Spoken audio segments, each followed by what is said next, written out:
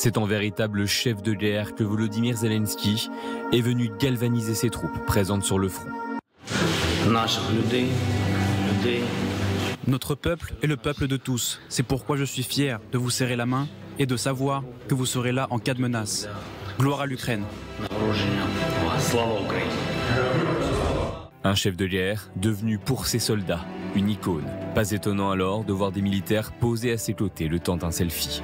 Des instants précieux pour des hommes qui luttent depuis plusieurs mois ici, face à la ville de Soledar, tenue par les Russes, au nord de Bakhmout. Et c'est pour rendre hommage à leur bravoure que certains se sont vus remettre une médaille des mains de Volodymyr Zelensky.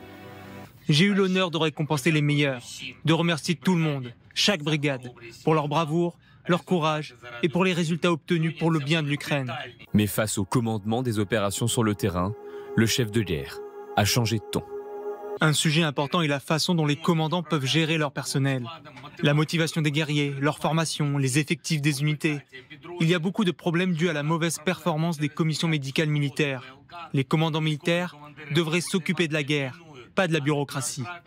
Nous développerons des solutions à ce sujet. Ces instants au plus près de ceux qui défendent les frontières de l'Ukraine permettent à Volodymyr Zelensky de prendre le pouls du terrain, de se connecter à la dure réalité de ces hommes et de se rendre compte qu'un fossé peut, 18 mois après le début de la guerre, se creuser entre civils et soldats. Tout le monde est en guerre. L'Ukraine est en guerre. Et ceux qui ne se battent pas sur la ligne de front doivent aider à combattre. Et ne pas être dans les bars, dans les clubs.